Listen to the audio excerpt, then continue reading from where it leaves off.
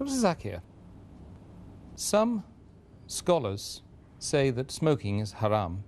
I'd like to know what's your opinion. And does smoking invalidate the fast? As far as smoking is concerned, several years before, when science hadn't advanced that far, most of the scholars used to say that smoking is makhrooh. Based on the Hadith of Muhammad, which is mentioned in Sahih Bukhari, volume number 1, in the Book of Adhan, Hadith number 855, where the Prophet said that anyone who eats garlic or onion, they should stay away from us and stay away from the mosque. Prophet said that, don't come to the mosque after having garlic or onion because there's bad breath. When you are smoking, the breath is worse than onion or garlic. So based on this hadith, therefore garlic and onion doesn't become haram, it was makhrooh. So based on this hadith, scholars give the fatwa that smoking is makhrooh. But now, after science has advanced, we have come to know that smoking is nothing but it's a slow poisoning. Tobacco in any form, whether smoking, cigarettes, whether bidi, whether tobacco in hookah, whether chewing tobacco, all forms of tobacco contain nicotine and tar. And we know it's nothing but slow poisoning. That is the reason most of the non-Muslims also, they agree that smoking is haram. Not only the Muslim world, even the non-Muslims. That's the reason they put a statutory warning on the cigarette packs. They put a statutory warning saying cigarette smoking is injurious to health.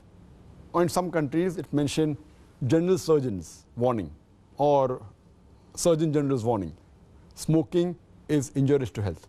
And anyone gives the ad, whether in newspaper, in the magazine or television, it is compulsory that they have to highlight the statement, smoking is injurious to health. So I'm not talking about the Muslim world, even the non-Muslim world agrees that smoking is nothing but slow poisoning. And today, according to statistics, the World Health Organization says that every year more than 4 million people die only because of smoking. And if you count the other forms of tobacco, it will be much more.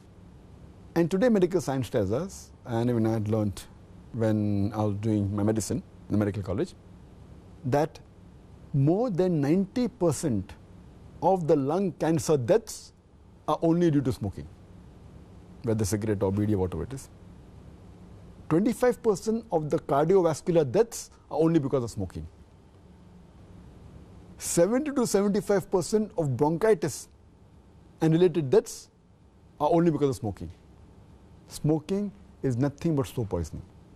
It blackens your lips, blackens your gums, your fingertips, it damages your lips, it damages your esophagus, it damages your stomach, and it can cause constipation, it can cause loss of appetite, it can cause loss of libido, your sexual power gets suppressed, it can cause immunity to the drugs you take, and it reduces the defense of your body. And you can only give a talk on why smoking is haram, and I've given a talk on dietary laws in Islam, and I've covered this topic in detail. Time doesn't permit me here. But based on all these various research, there are today more than 400 fatwas. The majority of the scholars, they agree that smoking is haram, and all form of tobacco is haram. There may be certain scholars of certain countries, including this country where I come from, India, they say it is makhrooh yet. But most of the scholars, otherwise, throughout the world, majority of them, they agree that smoking is haram. Allah says in the Quran, in Surah Araf, chapter number 7, verse 157, that you follow the prophet, the unlettered prophet who's mentioned in your law and scriptures. And further it says that this prophet asks you to do things which are good for you, tayyib for you. So take what he gives it to you, what is lawful and good. And he prohibits things which are khabith, things which are unlawful, things which are bad for you. So what a prophet gives, what he gives you which is good, take, and he prohibits you things which are khabith, unlawful, you have to abstain from it. This is the law.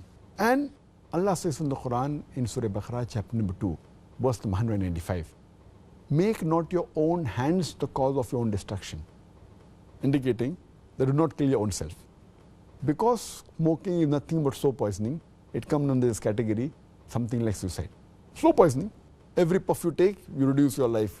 So based on this, there are more than 400 fatwas saying that smoking is haram. And furthermore, this is one of the major reasons why it's haram, Furthermore, Allah says in the Quran, in Surah Araf, chapter number 7, verse number 31, eat and drink, but do not be extravagant. Allah says in Surah Isra, chapter number 17, verse number 27, that do not be extravagant, do not be a spendthrift. For verily, a person who is a spendthrift is a brother of the Satan, is a brother of the devil. And we know that when we smoke, it's nothing but extravagance. It's nothing but taking a pound note or a few pounds, or taking a dollar note, the green dollar bill, or a pound, and lighting up with fire. When we smoke, when we light the cigarette, it's nothing but burning money, whether it be rupees, whether it be dollars, whether it be pounds, whether it be riyals. It's nothing but extravagance, which is haram in Islam.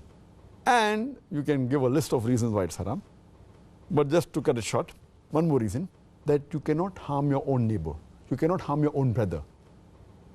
And in smoking, when you exhale out the smoke, it causes more damage to your neighbor.